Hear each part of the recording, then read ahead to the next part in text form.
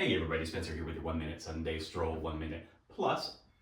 Given I was talking about stories last week, I'm gonna read a little story to you after the 1 minute is over. I'm not gonna do this all the time, but it was actually quite timely to be able to do this for you. So we're reintroducing to a lot of people Houghton Cranmer Smith. We did this quite a few years ago. Such an important artist, integral part of the art colony, but not many people knew him back then. He ended up being a classroom monitor for Charles Hawthorne, which I'm going to read to you about.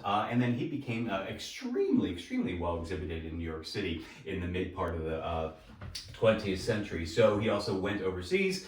He actually got stuck down in South America because of the blockade of World War I. Integral part of the beachcombers, all sorts of things. So he is an important guy, and the work is just impeccable. Many of these pieces were exhibited in the gallery labels from top New York galleries on the back. So that's it. Quickly, auction is up online. We have abbreviated hours this week. Today, Sunday, it's 1 to 3:30. Next Sunday, 1 to 3:30. Then I'll be back. We're going to be closed.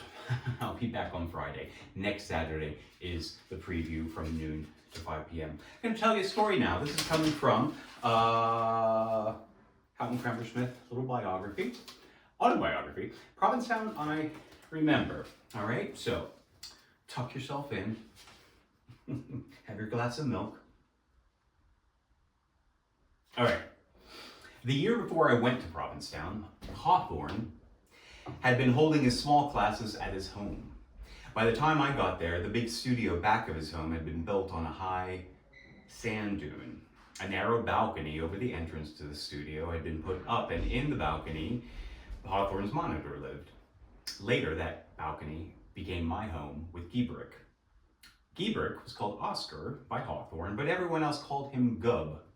This reminds me that in those days, we never said Mr. as we were introduced. Everyone had a nickname, or only their last name was used, except Mr. Hawthorne. We always gave him the Mr. For example, Garrett Benneker was Ben, George Hennessy was Sassy, Edwin Dickinson was Dick, and because we were in Cranberry country, and my middle name was Cranford, or is Cranford, that tickled Dickinson, so he gave me the name Cranberry. All right, so he goes on to talk about his time with Hawthorne. He ended up spending 2 months in a class, okay? As I was saying then, I did not want to go home after only 2 months of study, so I went to Ambrose Webster, who, as he said, belonged to the other camp. He was a little queer little man who had taken up with what was being done with broken color with the Impressionist school theory.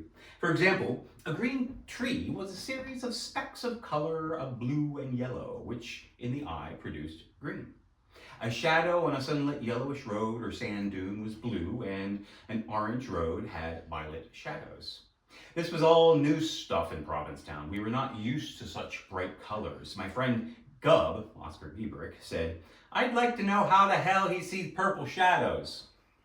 But they were purple or blue if you took the trouble to look at them.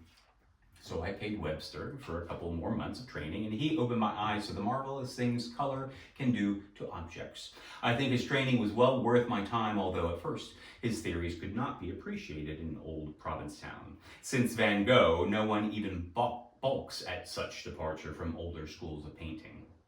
Last paragraph. During this time, I suppose Webster saw Hawthorne's classes getting bigger, so he proposed getting a place on Main Street and having a studio for his students.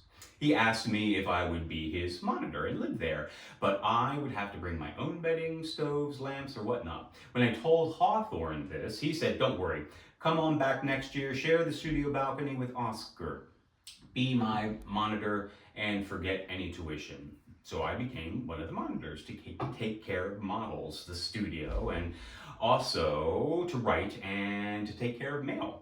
I can't spell worth a damn like me, so I shudder to think what my answers were to incoming students. One thing comes to mind. I didn't know the difference between Francis with a C and CE and Francis with a CI, so I answered, "Dear Sir." When a girl appeared, she gave me a hearty ha-ha.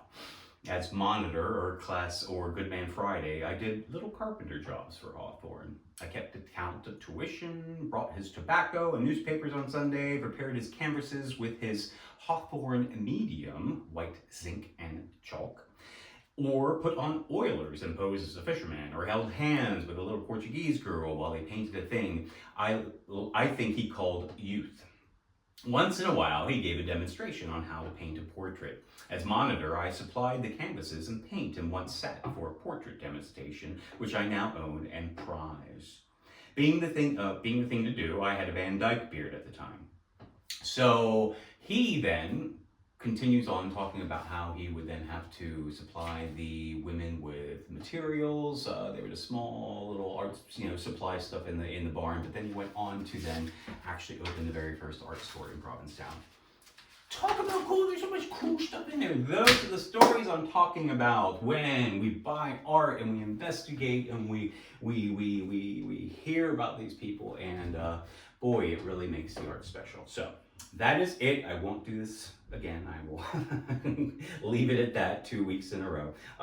So anyway, I will see you next week for an auction preview and then previews the following week after. All right, cheers.